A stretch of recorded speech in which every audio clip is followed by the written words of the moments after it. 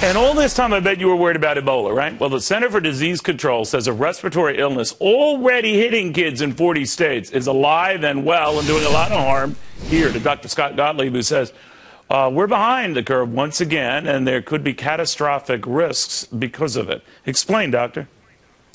Well, there certainly are risks associated with this. I think we have to assume at this point that this virus is basically everywhere. They've tested it now in 40 states, and they're only doing random testing. So you have to assume this is now epidemic in the U.S. What is it, first off, kids, Doctor? It's a respiratory illness, but explain what we're talking about here.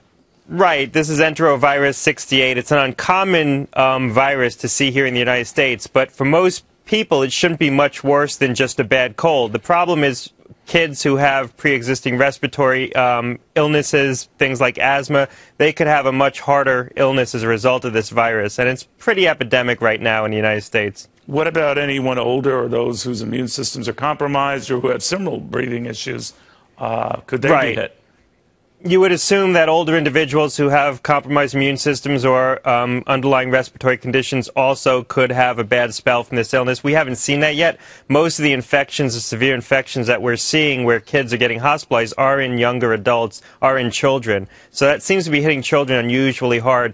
I think one thing parents might want to do is just get an earlier flu shot for their kids this season to make sure that these two illnesses don't collide in the event that we do have an early flu season as well. All right, if it's in 40 states, as a dad or any parent out there, what should I look for? What should we see? Well, again, it's probably just going to be a bad cold in most kids. And, you know, it's possible that this kind of a virus coursed through the population before in the past, before we had sophisticated tools for testing viruses to figure out what they were. But it does seem to be a virus that we haven't seen here in the U.S. before in this kind of an outbreak, and it's a virus that's only recently been identified. For most children, once again, it should be just a bad cold. It shouldn't be much more than that. The danger is kids who have compromised respiratory systems. Is there a treatment for it, a vaccine for it?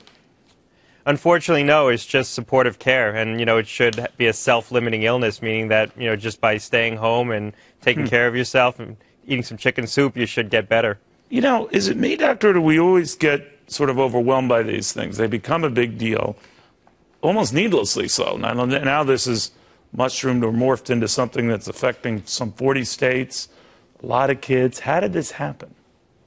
Well, there is an element of the fact that we can now test for things that we previously couldn't. So we know a lot more about illnesses that are coursing through the population, and so we're finding things that we think are unusual, but maybe they've been happening all along. In this case, it does seem to be a variant of a common respiratory illness that is unusual in the United States and perhaps is a little bit more severe than the typical enterovirus that we've seen before in this country.